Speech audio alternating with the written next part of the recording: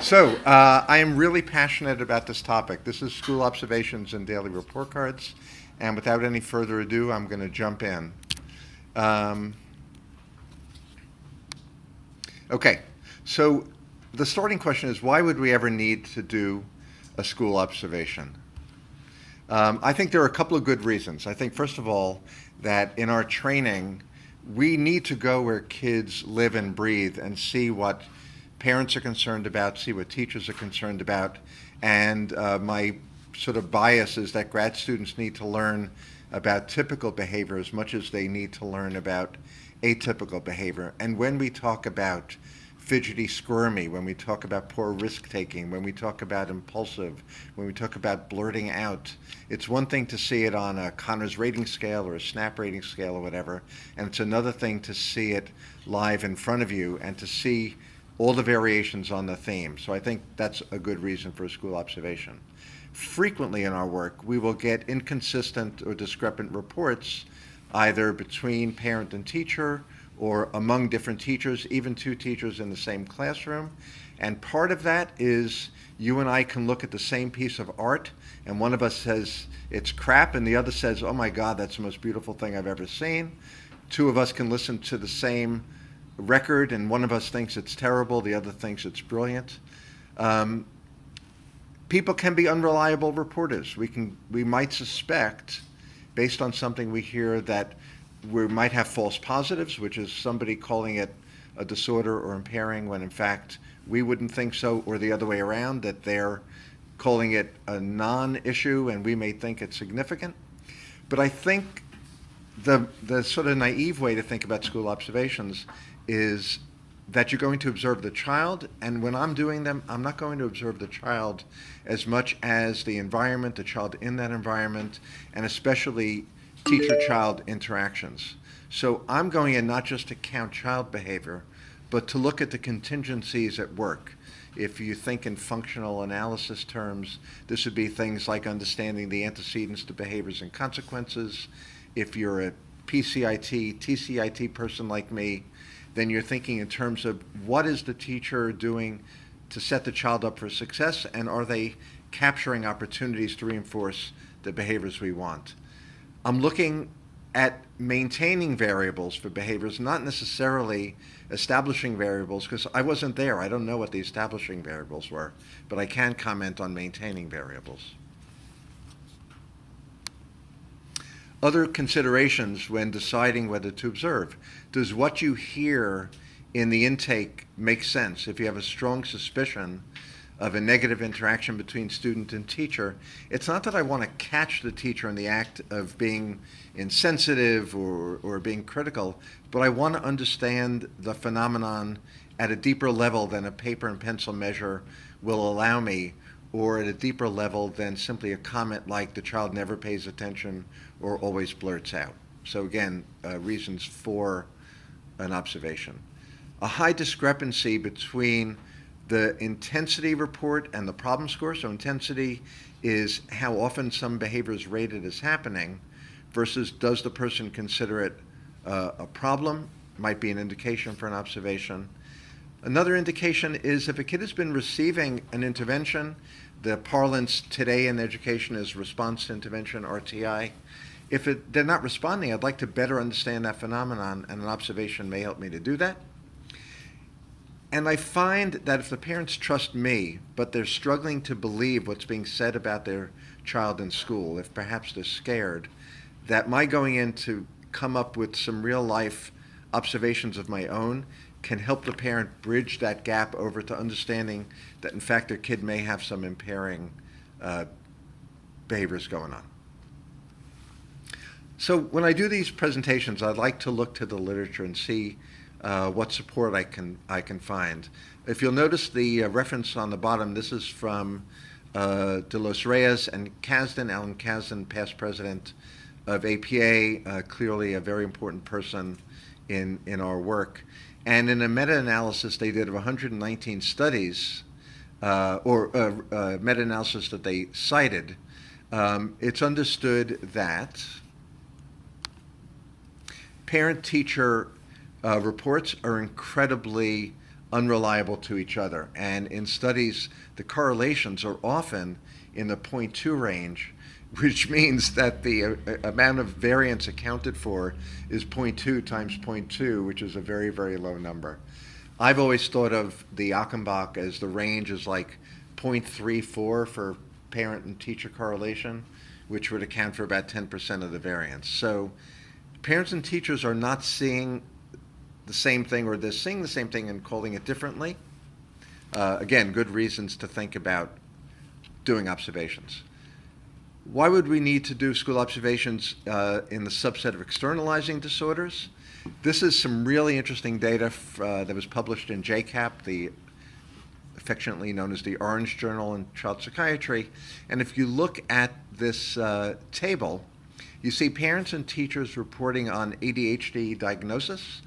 The numbers I've circled or put in the ovals there, that's the agreement.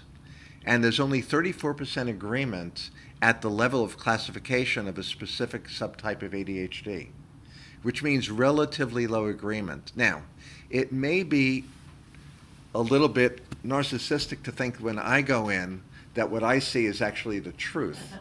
But I'm the one who has to sign my documents as to what I think.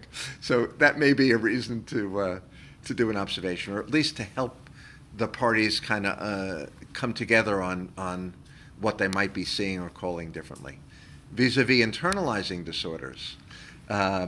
This is an article from Patty DiBartolo, who's the best at predicting kids' anxiety.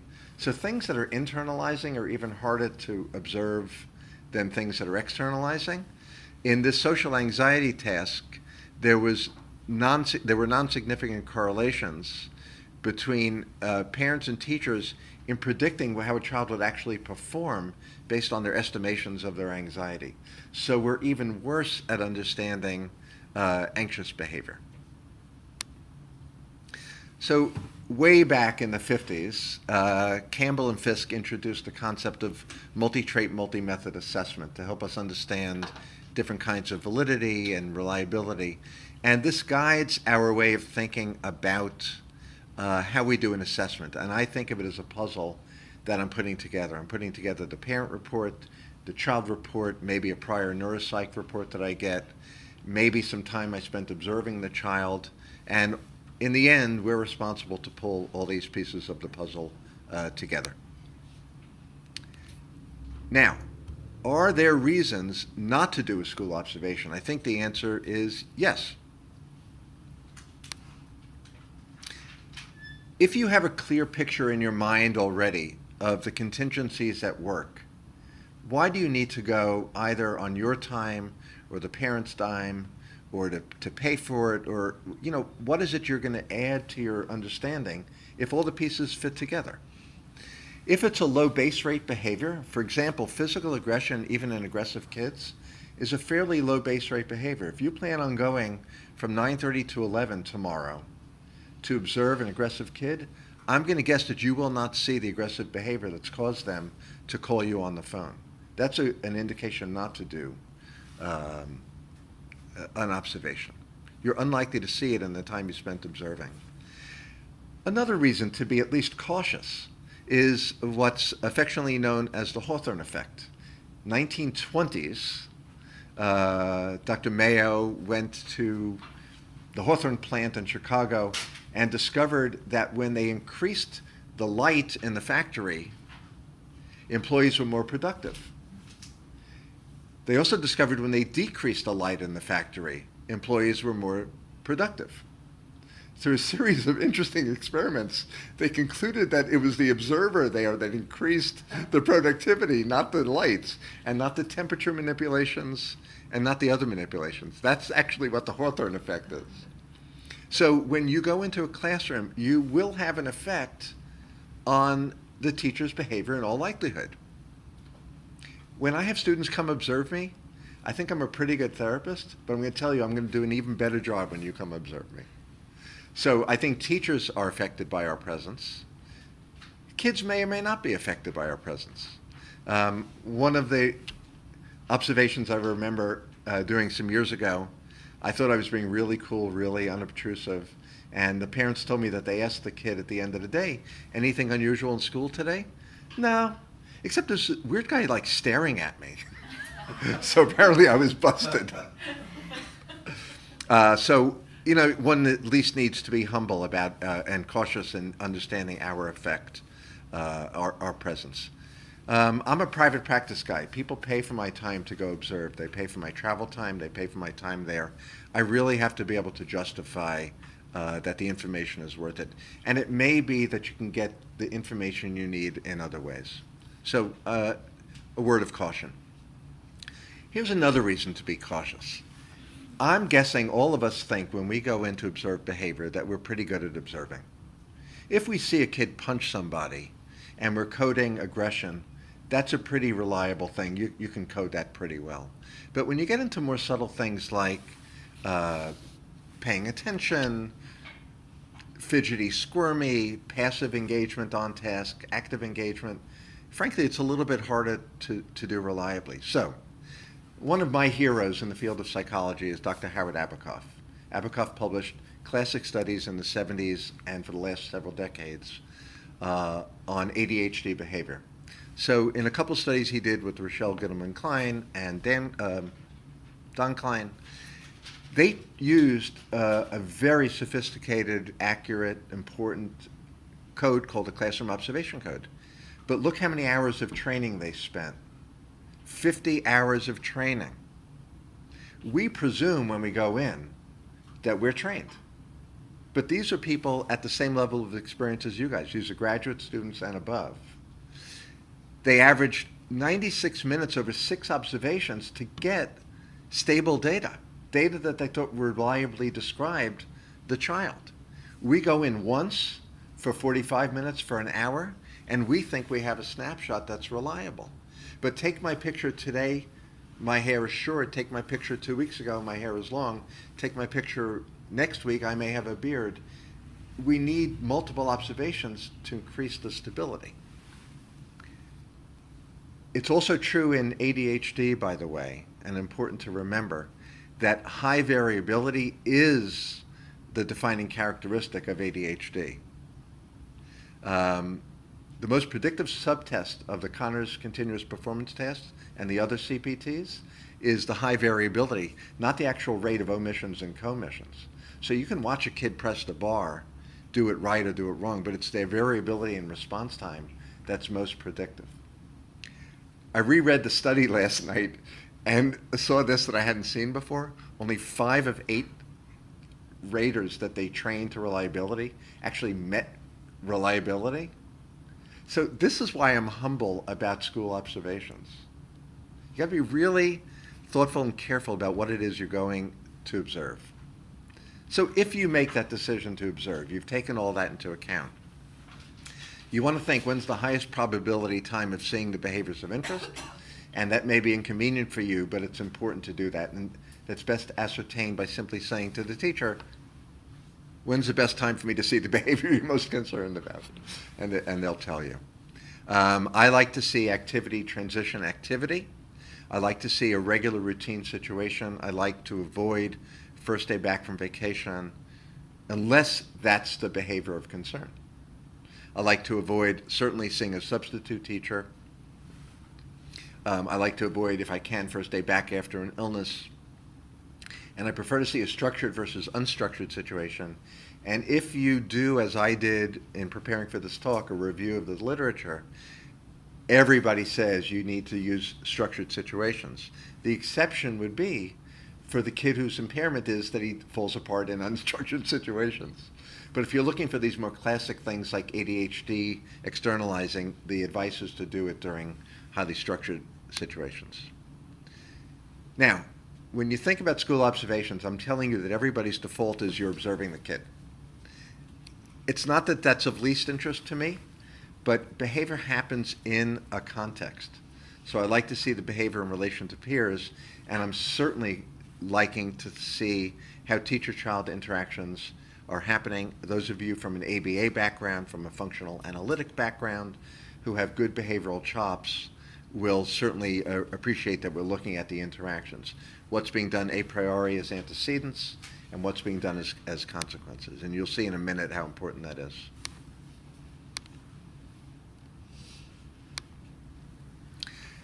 Which behaviors you observe is completely dependent on the clinical presentation and what's of concern. So you don't take an off-the-shelf observation scheme that doesn't match the behaviors of concern. Who are the likely culprits? Attention impulsivity, task engagement, social interactions, compliance, self-stimming and stereotypies, sometimes tics, and academic productivity. I think of productivity in the same way as I think of the relationship between impairment to symptoms. The naive approach to the work we do is symptom counts, but all the diagnoses require impairment. And among the things Bill Pelham has added so nicely to our work with ADHD kids is an understanding of impairment, not just ADHD symptoms.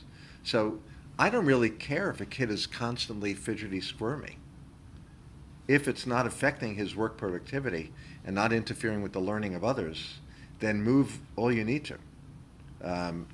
So productivity ends up being important for me. How to observe. You need to formulate a clear question that you want to develop an answer to. You need to operationalize the variables. If you think you have an operational definition, I suggest you run it by your lab mate, your work partner, your graduate student, your supervisor, and ask them to find the holes in your operational definition. And then you'll tighten up your definition. I'm looking around the room and remembering now that you, Bev, were involved in the development or at least the utilization of the Red Sox, right? Yes. We'll come to that in a little bit. You want to formulate a clear scheme to capture the behaviors of interest. So thinking about dependent variables and independent variables being those things that you're looking at as outcomes versus those things that one would hopefully manipulate. And again, I'm thinking in terms of antecedents, behaviors, and consequences. Important decisions about whether you're doing, for example, a frequency count of a behavior. How many times did the kid have interfering vocal tics per minute? I observed a kid a couple of weeks ago, and the answer was 120 clearly audible, loud, interfering vocal tics per minute. That's a very high rate. And it didn't abate when he was engaged or not engaged in work that he was successful in doing. So that's frequency count. Momentary is when your timer goes off and vibrates, or when you have it Bluetoothed to a beep in your ear. At that moment it goes off is the behavior happening. The most typical way that I observe is in an interval of behavior, in an interval of time, did a certain behavior occur? Was there calling out in a 15-second interval, a 30-second interval? And again, people will vary on the length of their intervals, and it should have some face validity if nothing else, but certain observation schemes already have built in what those intervals will be. In preparation for this talk, and because I'm a tech guy, I came across this, and because I'm about to buy an iPad Pro to really up my app ability, I came across this cool site. It's the SIG for behavior analysts. It's their behavior analyst technology SIG. As always, you guys are welcome to download the PowerPoints afterwards. Chelsea, do me a favor and type in my email in the chat so people can get that now. Use the info at KPC PC for me. Thank you. But they have this really cool list with a hyperlink to each of the sites. And trust me when I tell you, there are 50 apps on the site, and each one has a different way of helping you that you really need to know what you're looking for. So I can't tell you these are the 3 best apps. It really is to the task that you have in mind and the kind of sampling you have in mind, how many kids you have in mind. So you need to do your due diligence on that. Recently, my intern, who's in a terrific school psych program, Chelsea, who's on the chat with us, she's at the St. John's University School Psych program, doctoral program, brought to my attention the BOSS. It's a behavior observation. Chelsea, what do the 2 S's stand for? Student system, school system, something or other. And I liked it when I did my research on it with her help, because it accurately and reliably differentiates ADHD kids from non-ADHD kids. And Chelsea and her school have been training them in the paper version of this. But lo and behold, thank you, App Store. Really, really cool app. Now, what you see is the screen that you see when you're using it. Behavioral observation of students in schools is what it stands for. The left side of your screen where it says Sally L. At the moment my app vibrates, I mark whether the child is actively engaged in the task or passively engaged in the task. There are excellent operationalized definitions in the companion guide. And for the 15-second interval, you're also coding whether at any point in that interval the child is engaged in off-task behavior of motor nature, like fidgety squirmy, engaged in off-task verbal behavior, like telling the kid next to them they're an annoying pain in the butt, or asking if they can go to the bathroom when it's a math lesson, or off-task passive behavior. So you have the momentary sampling on the moment, and then the interval behavior. Every fifth interval, you're rating a comparison peer. So when you go in to do the observation, you say, Mrs. Jones, can you point out to me, if you're observing a girl, typically we'll observe another girl, who's average for attention, concentration, and impulsivity. You see that girl there with she's average. Okay. So every fifth interval, you're rating her as a comparison, and the rectangle in the lower middle is whether the teacher is, Chelsea, refresh my memory, teacher's engaged in active instruction at that time, I believe. And the answer is teacher-directed instruction. And that's every fifth interval. And then you get, at the end of the observation, a fabulous printout of your student that you're observing against a peer that you're observing. And because behavior is very context specific, you want the behavior of the typical peer in that same lesson. Maybe it was a particularly engaging lesson for everybody, maybe it was a particularly boring lesson for everybody. So what you see here, and this is real data from a kid I was observing a couple of weeks ago, that my student was engaged at about 55, 58% of the time actively at that momentary moment. But the comparison student was engaged 100% of the time in the active engagement. On the passive, my student was at 18 and the peer was at 0. In the partial intervals, the behavior throughout those other intervals, my student had a really high rate, 100% rate, of engaging in motor and verbal off-task behavior and some passive off-task behavior, but the companion kid had 0 off-task behavior. So it's really nice to have the comparison, especially at the clinical level, when you meet with the parents afterwards and talk about the lesson and how engaging it was, and say, for the same apples and apples comparison, the kid I was watching that was right next to him or her was engaged 100% of the time. So the lesson was spot on. Take my word for it. And so I find this to be a really, really good system now for my ADHD kids. And by the way, you can change the variables to whatever you want. So the app lets you go in and change it to whatever you want to code. And I like that a lot. It's very flexible. And I think it's $1.99, something like that. A bunch of other apps. I have a bunch of them on my phone. Behavior Tracker Pro is one that a lot of people know. And you can see on the left side there are a bunch of different ways you can take data. Interval data, ABC data, high frequency data, and all of these apps allow you to export it as CSV files, as spreadsheet files, as PDFs.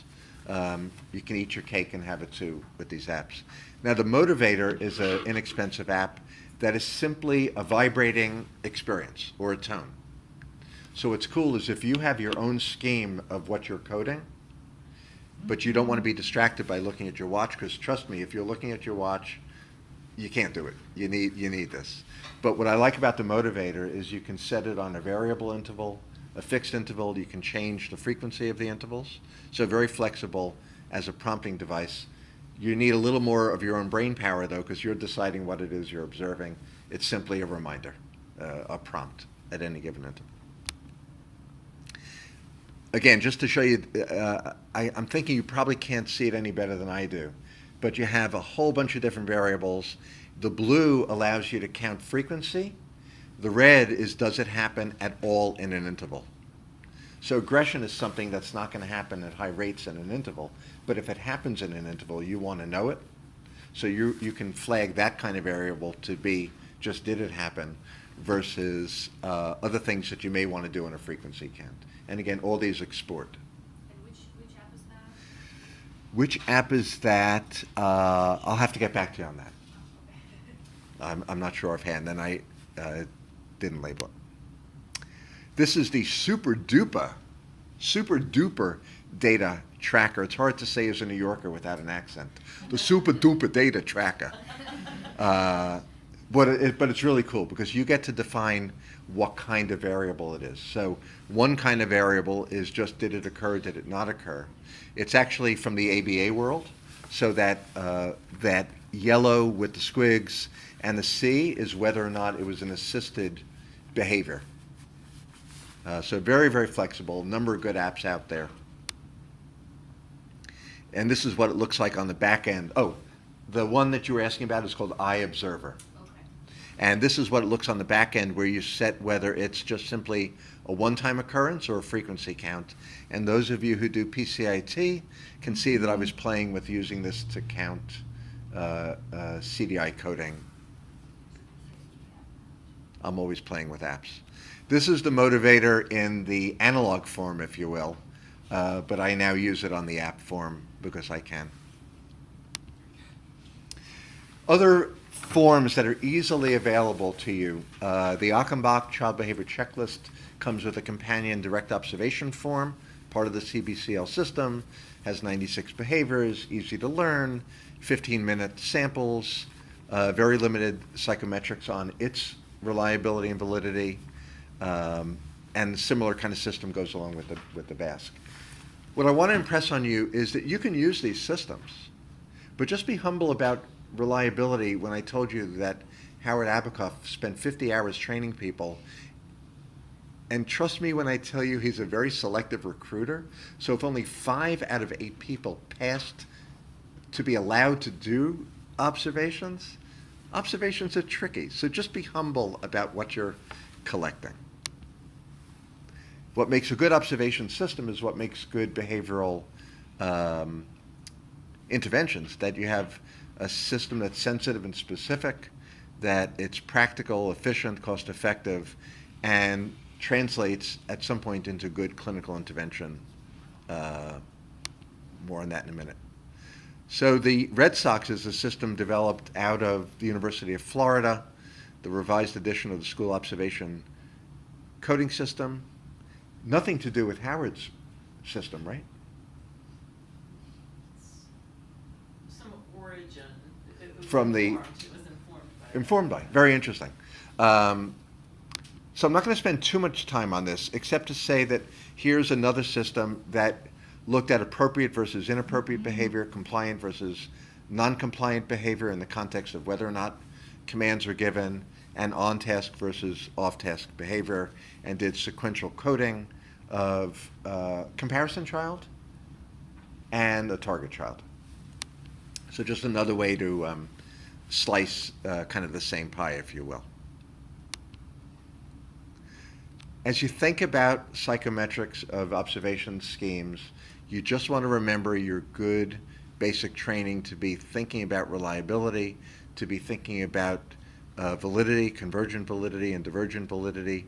Does what you get on this observation match or not match the things that it's supposed to match or not match? And is it specific? Discriminant validity. Does it differ from what you're going to get from other sources, and how will you jibe the information you get? So, a bit of a case example to kind of pull things together. Second grade boy identified by the school for blurting out, being out of his seat, and observation using the Red Sox. Kid was 46% off task, 75% engaged of intervals, engaged in inappropriate behavior, and 50% compliance. So by show of hands, would you be concerned about this kid? We have 100%. No, we have 80%. You're not concerned about this kid? I'm concerned. Okay. So we have 100% of the people in the room here concerned about this kid. I'm concerned about this kid. Now, could I have gotten that information otherwise? I don't know. I don't remember the kid. It's a long time ago. But it might be that this is a good thing to use kind of pre and post. And it may be that I didn't have other information, or I didn't have information that I felt confident in which case the Red Sox would have been very helpful. What more would you want to know, though, based on, so going back a sec, okay, so here's some data. What I would want to know contextually is what was the activity, what was the nature of the inappropriate behavior, how many commands were issued that generated those percentages, how typical was the behavior you saw for what the teacher would say is typical for that child, and then we kind of extrapolate. If teacher says, because you were here, he was actually twice as good or half as good, then you have to decide how much you want to extrapolate in understanding what you then go on to do with the child. So the axiom of target behaviors, presuming that much of the time you're not going to use one of these off-the-shelf apps that predefine your variables, then you want to know is what you're observing specific, observable, measurable. Did you operationalize it well? And where possible, we would encourage you to be defining behaviors as the presence of the positive, not the absence of the negative. There's something in behavior therapy affectionately called the dead man's rule, which was we never set as a target behavior something a dead person can easily do, like be quiet. Because the goal of being a student is not to be quiet, it's to participate at the right time. Now, if you're coding, participating at the right time, in 15-second intervals during a math lesson, most of those intervals you're not supposed to be participating verbally. So you want to be aware of what you're coding and does it contextually make sense. So you need room in your coding system for was there an opportunity to display the desired behavior.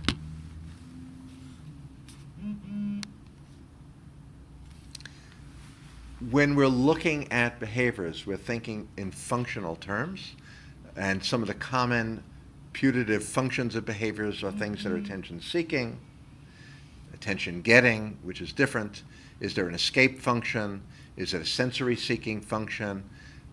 Is there a tangible reward? Is the kid skipping out on the math lesson to go to his book bag and get his iPhone, to get candy?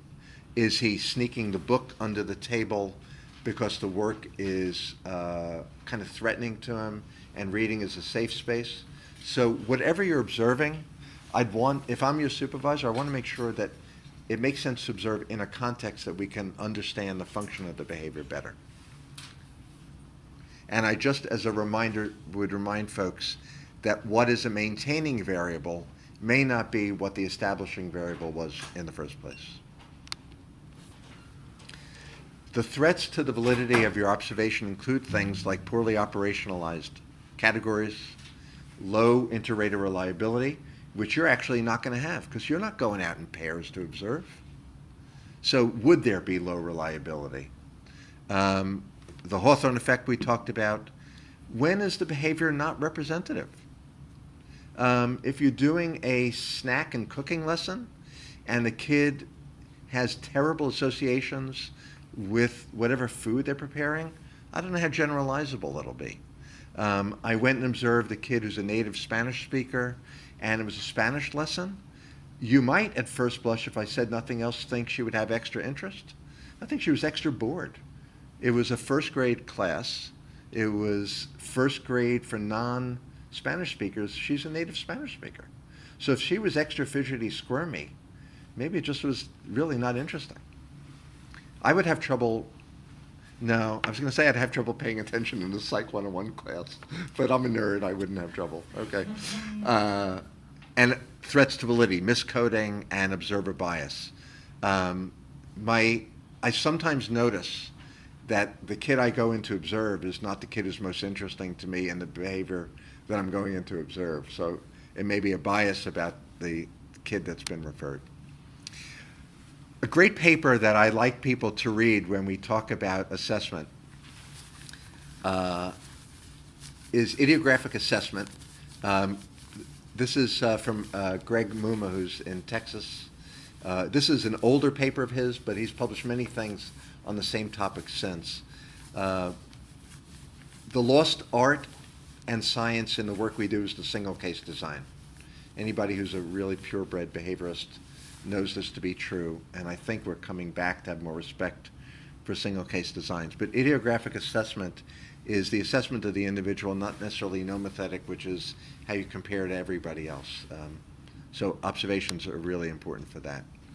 I'm sorry that I can't even see this, so I suspect you can't. Can you see any of the lines there? No. I'm going to skip by that. Okay. Oh, I know. This was intended for you to see what we coded. I don't have a clue what that says.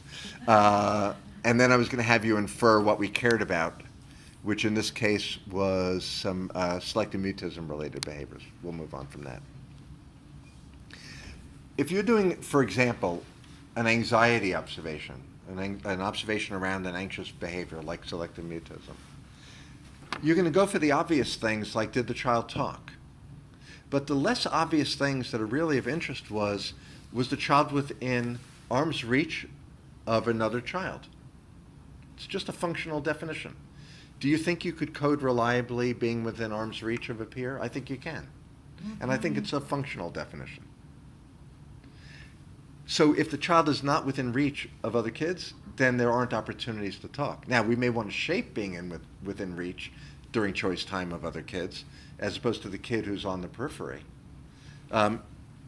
We observe, for example, was the child prompted by another person to speak? So we have a category for peers and teachers. Then whether the child spoke is of interest. Was it audible, barely audible, or inaudible, or did they point, nod, and gesture? So our coding scheme is really specific to the behavior in question. That's an interesting slide. Uh-oh. There we go. What can you infer the question or concern is for the following case? So after observing in intervals of audible extraneous noises, what might you infer is the behavior of concern?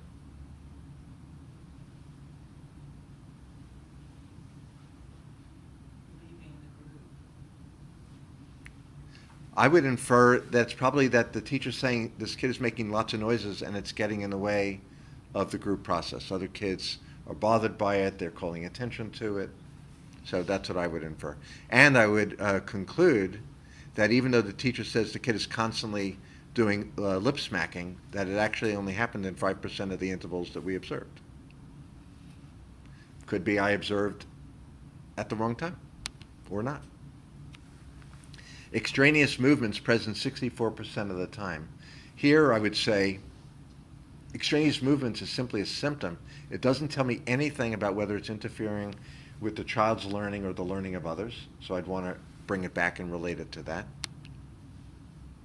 However, movements noticed by peers, which we operationalized as the peers commenting on or moving their engagement from their own work to the student, that was clearly present in a quarter of the intervals. That's potentially concerning. I don't know yet what I would do about it, and maybe I need to teach the kids how to not be bothered by another kid who has Tourette's, but the data are what the data are, and their starting point. Fidgety squirming present 72% of the time.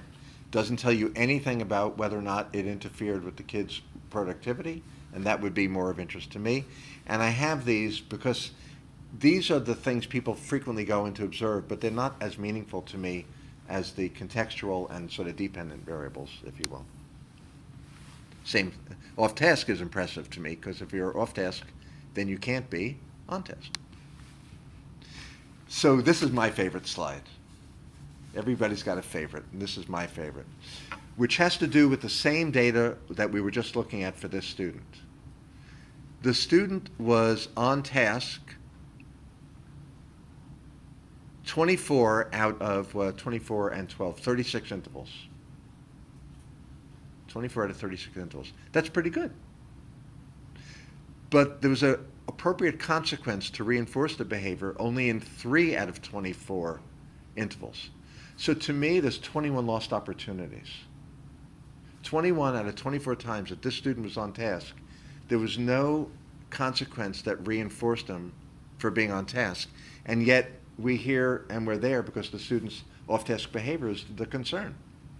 So if you think that a second grade student, when they're on task for a 15-second interval, stops at the end of 15 seconds and says, "Damn, I did a good job being on task. Yay me." They don't do it.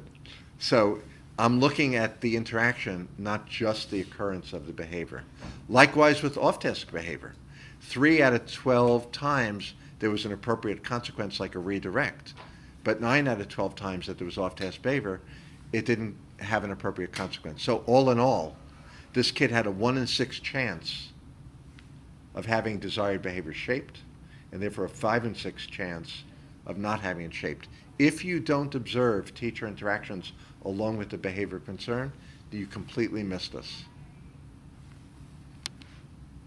You can see why I get excited about it.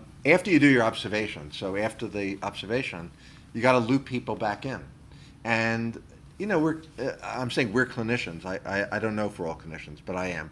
And I try to be really sensitive to the fact that if I see an area of growth for the teacher, an area where this teacher can be of better assistance to the student, I need to provide that feedback in a really, really sensitive way.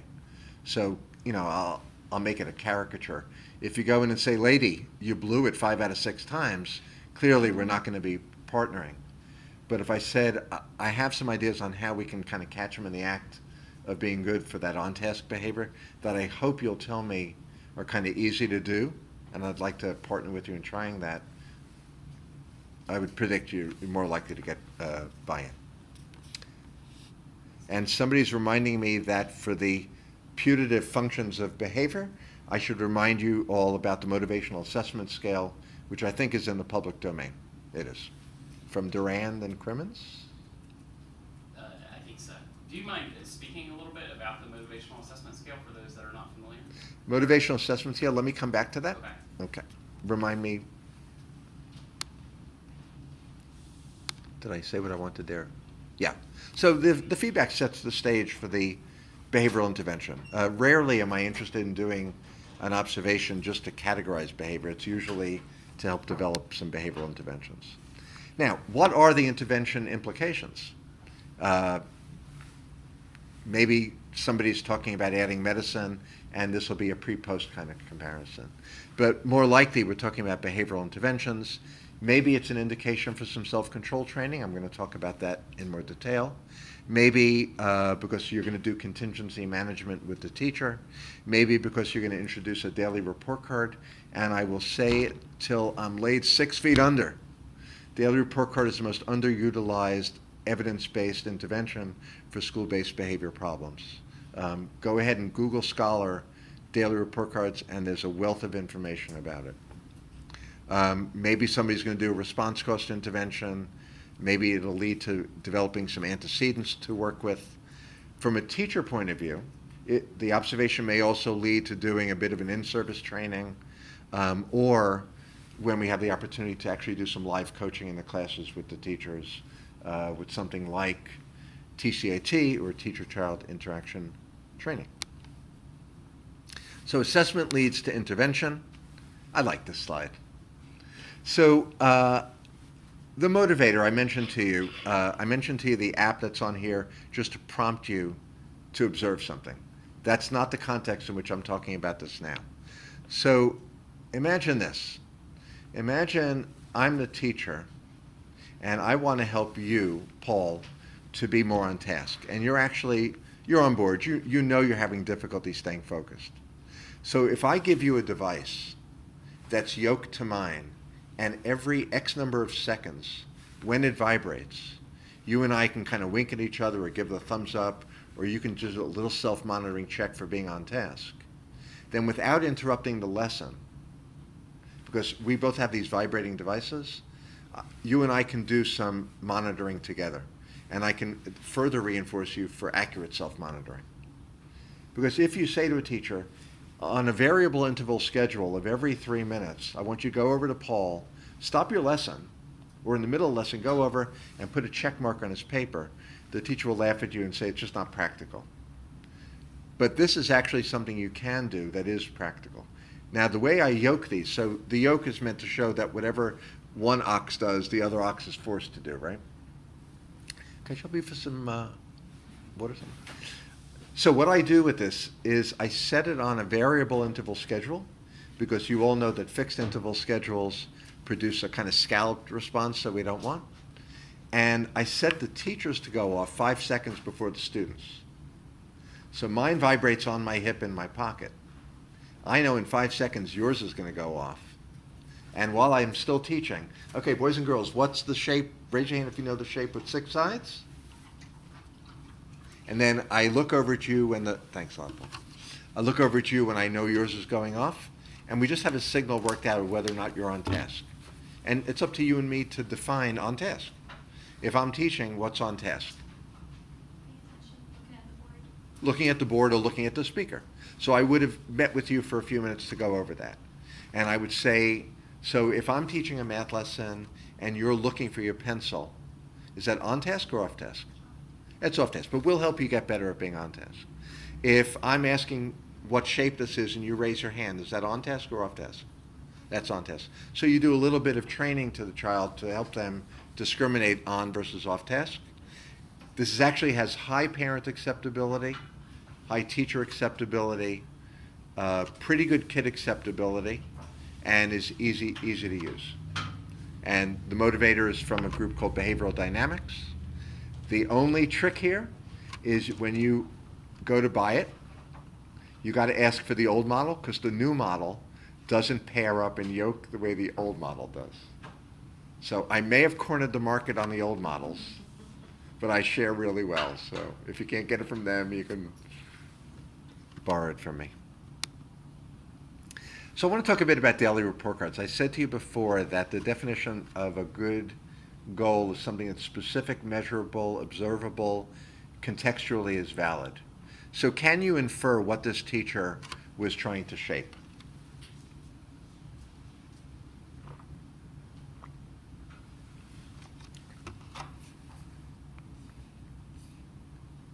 Sure you can. What's this teacher trying to shape? Being ready when you come in the morning. So check for I have come into the classroom quietly. Oh, and the other definition of a good target behavior is that it stated the presence of the positive, not the absence of the negative, right? Came into the room quietly. I unpacked my homework and it's in the basket. A lot of teachers have a basket where you drop your homework. My backpack is empty, my backpack is hung up, and my coat is on the hook, and I'm in my seat to begin my work, and I'm ready for literature by having all of my belongings. This is what I call priming the kid for necessary but not sufficient. I don't know if he'll be on task once he gets settled in. I don't know how well he did his homework, but you all are here at your desk, you got your pen in your hand, your fingers are on your keyboard, you're all in the ready position. So this is priming the ready position. It's a good daily report card.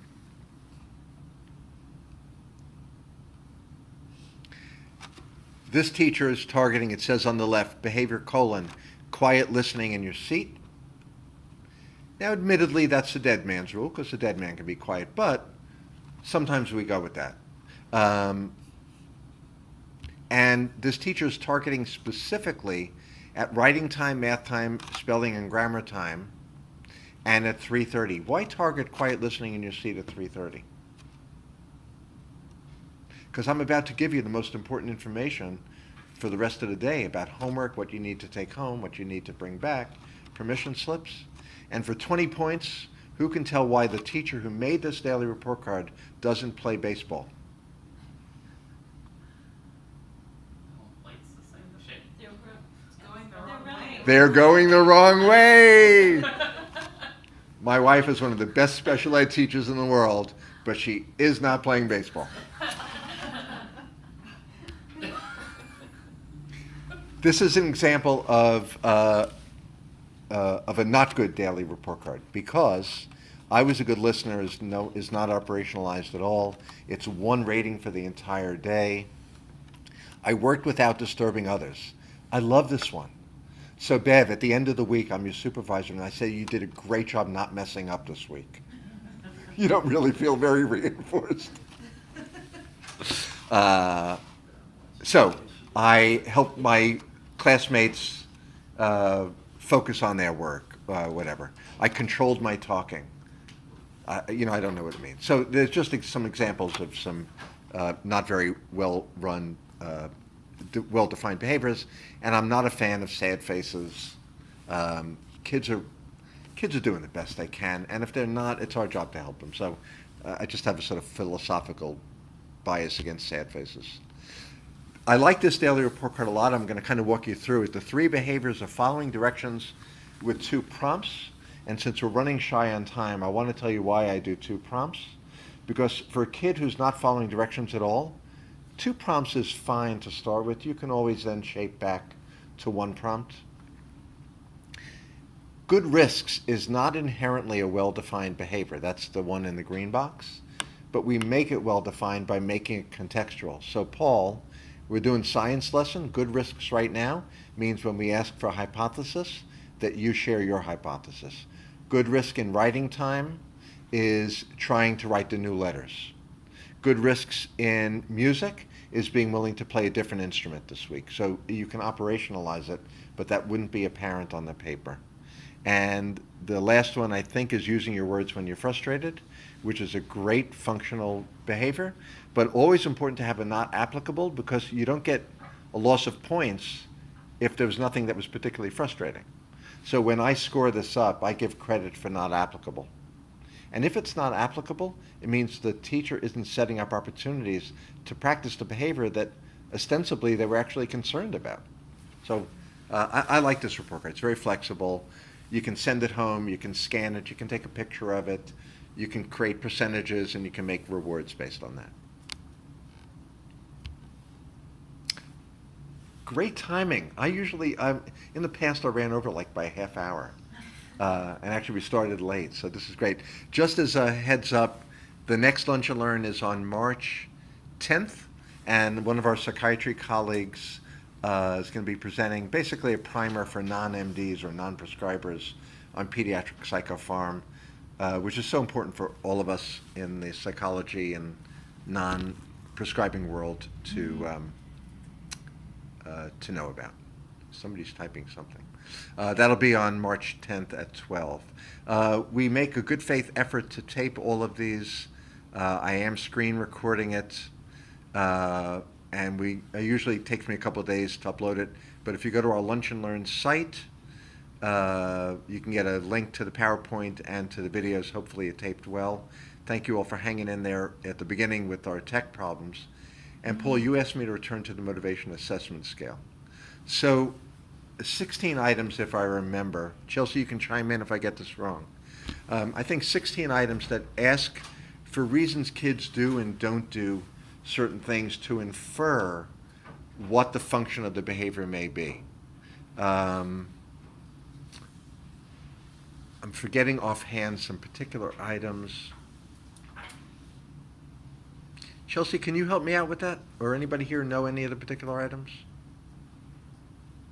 Not off the top of my head. It looks like Chelsea's. What I don't like about the scale is if you're a naive interpreter of it, and you get the rank order of the functions: escape, avoidance, tangible seeking, and sensory something. If you're naive and you don't really understand scales, you think, oh, the reason the child is doing it is to escape. But in fact, if your escape score is 3.4 and your tangible reinforcer scale is 3.3, you don't really think 3.4 is higher than 3.3, but the scale would sort of lead you to conclude that escape is the function. So it's kind of relative. If you get on a 0 to 4, if you get 2 that are in the high 3s and the other in the 0s and 1s, okay, so you kind of get a sense that we're looking at escape and tangible. So I'd be cautious in how you interpret it. That's exactly what I was shooting for. Yeah. I'll give you a sort of a functional way to think about that. My first school refusing kid was a 16-year-old. And I was a grad student in St. Louis at the time. It was pre-internet. And I said to him, just out of curiosity, what would you do today before you came here for the appointment? And he admitted that he had gone to the Checkerdome, which no longer exists in St. Louis. It's the equivalent of Madison Square Garden for you guys in New York. What do we call it here in OKC? The Thunderdome or something? Chesapeake Arena. The what? Chesapeake Arena. Chesapeake Arena. Thunder up. Anyway, he went to the Checkerdome to get the best seats in the house for some high desired concert. Since it's pre-internet, right? He had a lead on getting those tickets that other kids who were attending school that day wouldn't have an opportunity. So, was it the tangible reinforcer? Yes. But that wasn't the driver. Had there been no concert that day, he still wasn't going to school that day. It's just that inadvertently that reinforced it even more. So I hope, I had fun thinking about this, and I hope this information is useful to some folks. It's meant to stimulate the way you might choose to do observations or not, and certainly not be a be-all and an end-all.